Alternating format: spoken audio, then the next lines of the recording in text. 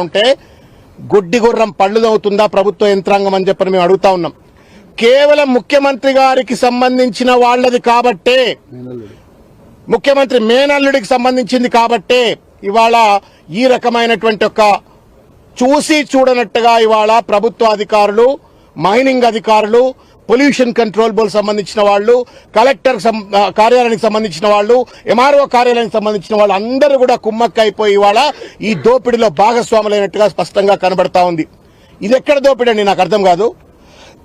111 జీవోలో చిన్నవాడు ఇల్లు కట్టుకోవడానికి నానా యాగి పెట్టేటువంటి అధికారులు ఈ రకంగా ఇంత పెద్ద ఎత్తున దోపిడీకి పాల్పడతా ఉంటే, 100 కోట్ల రూపాయల దోచుకుంటా ఉంటే వీళ్ళు ట్యాక్సులు కట్టారు.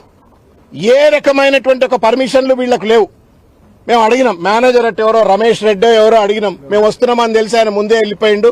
మిగతా అధికారులు ఎవరైనా ఉన్నారేమో, ఇక్కడ మేనేజర్లు ఉన్నారేమో, మీకున్న పర్మిషన్లు ఏంటి, పత్రాలు ఏంటి చూపెట్టండి అంటే మాకున్న సమాచారం మేరకు దాదాపు 9 డిఫరెంట్ టైప్స్ ఆఫ్ పర్మిషన్స్ ఇక్కడ అవసరం ఉంటాయి. కానీ ఏ పర్మిషన్ లేదు. కేవలం రేవంత్ రెడ్డి గారి పర్మిషన్ తప్ప ఏ పర్మిషన్ లేదు ఇక్కడ. వారి పర్మిషన్ తీసుకొని చట్టాన్ని తూట్లుపడుస్తూ, నియమ నిబంధనలు ఏమీ పాటించకుండా, పర్యావరణ నిబంధనలను ఉల్లంఘిస్తూ మొత్తానికి ఇవాళ ఈ రకమైనటువంటి ఒక దోపిడీకి పాల్పడతా ఉన్నారు. ఈ దోపిడీ తెలంగాణ సమాజం అంతా కూడా చూడవలసిన అవసరం ఉంది. వీళ్ళు ఇసుకను వదిలిపెడతలేరు, కంకరను వదిలిపెడతలేరు, ఆర్ఆర్ ట్యాక్స్ల పేరు మీద దోపిడీ చేస్తా ఉన్నారు, మూసీ ప్రాజెక్ట్ అని చెప్పని దోపిడీ చేస్తా ఉన్నారు, ఫ్యూచర్ సిటీ అని చెప్పని దోపిడీ చేస్తా ఉన్నారు. దోపిడీ కోసమే అధికారంలోకి వచ్చినట్టుగా ఇవాళ ఈ రేవంత్ రెడ్డి గారి ప్రభుత్వం, కాంగ్రెస్ ప్రభుత్వం ఈ రోజు వ్యవహరిస్తుంటే సిగ్గుగా అనిపిస్తా ఉంది. ప్రజాస్వామ్యంలో ఉన్నామా లేకపోతే ఏమైనా రాచరికం పాలనలో ఉన్నామా అర్థం కానటువంటి పరిస్థితి.